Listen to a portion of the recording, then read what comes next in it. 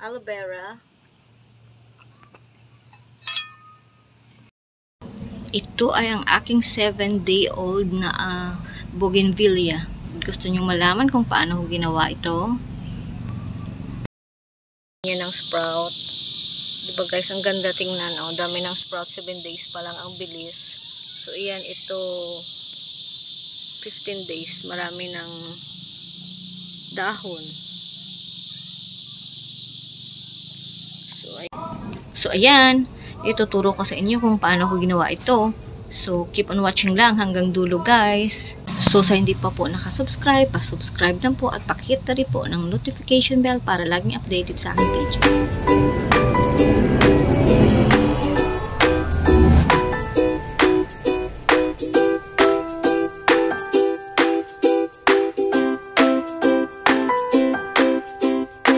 Maghanap tayo ng medyo malaki-laking steam or codex ba? Steam. O sige, steam na lang. So, dito tayo kukuha sa ito. Ito, mas malaki siya para mas mabilis kasing tumubo yung malaki.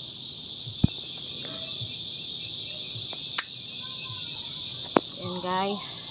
Agoy! Ang sakit! Sakit naman ito. Ingat tayo dito, maraming tinik.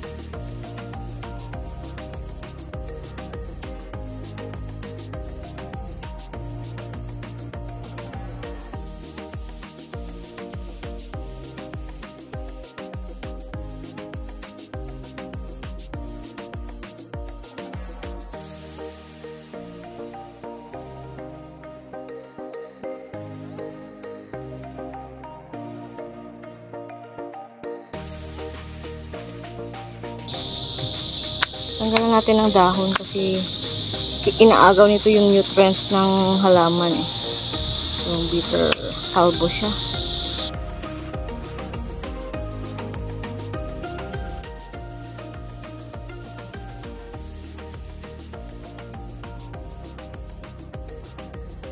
Sa pagtatanim ko guys, gumagamit ako ng river sand.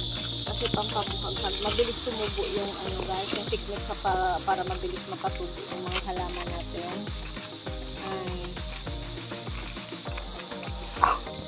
Gumamit tayo ng river sand. Pero pure river sand lang yung ginagamit ko. Binibili ko to na 50 pesos. Yung isang sako, isang ganito. Sa agricultural supply yung matino. Walang mga bato-bato.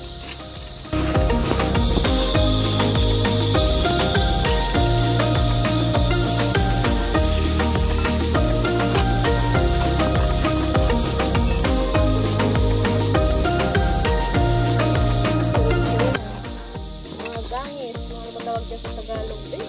Ano ba tawag dyan? Tik-tik. What? Ano? Kulita. Ano ba yung sama? Kulita. Ay, ano ba tawag? Ano?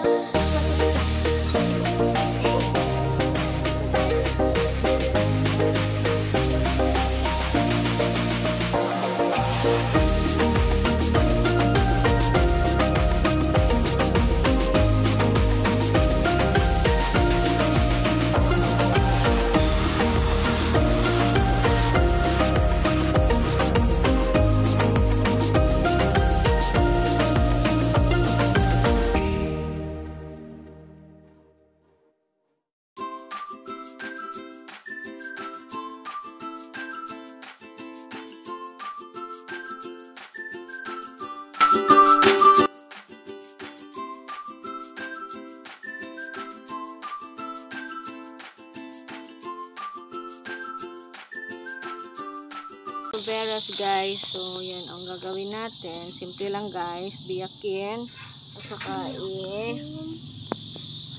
dip. dito. Hala. Dip lang natin. Kasi yung aloe vera, alam nyo na ano yun, for rooting. Mabilis yun for rooting. Rooting the Ano plant. natin dito.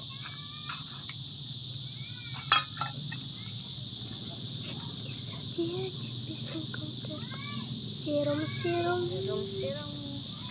Irong. Ito pa. Ilagay nun. Ito pa. So, yung gagawin ko, sa Ibubuka. dito naman, hindi ko siya, tingnan ko kung saan yung mabilis tumubo. Ay, good evening. Lalagay ko lang siya dito. Huwag na natin siyang tanggalin dyan. Lagay natin kung saan yung anong mangyayari. Sa akin kasi pag naglagay ako yung aloe vera lang, hindi ko nilalagay yun. Good evening everybody. So ayan, yung isa last natin.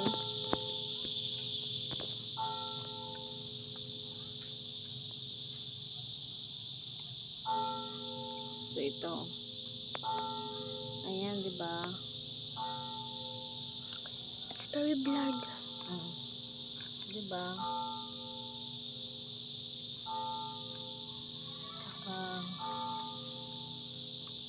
Patayan mo bigay diligan. Ayan na guys, oh. Diligan natin. Dilig tayo maraming dilig. Dilig tayo ng dilig. Okay, thank you for watching. So ayan, wait na naman natin tumubo siya, yung sa kabila doon tumubo na ng 7 days eh. So, ito yung paggawa ko nung tumubo na yung 7 days. Ganito ko siya ginawa. Yun. Pinahid ko lang siya sa aloe vera. Yung kanyang edge. Yung kanyang pinakadulo. Tsaka diniligan. Same din yung ginawa kong kanina. Aloe vera.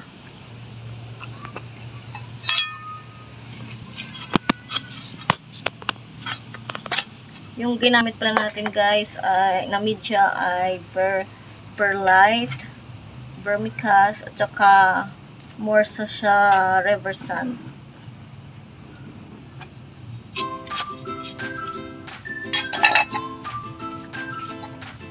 Gagawin ko kasi ano to, bonsai. Hirap natin siya para mabilis tumubo. Ito sa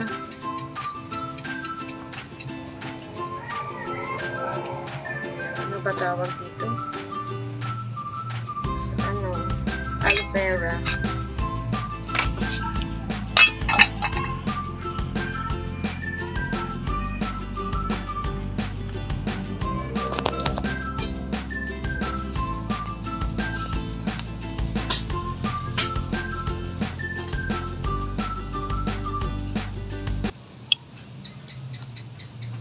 Red and red.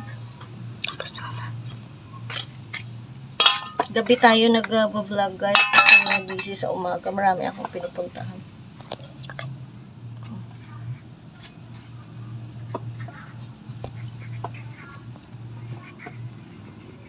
Tinik.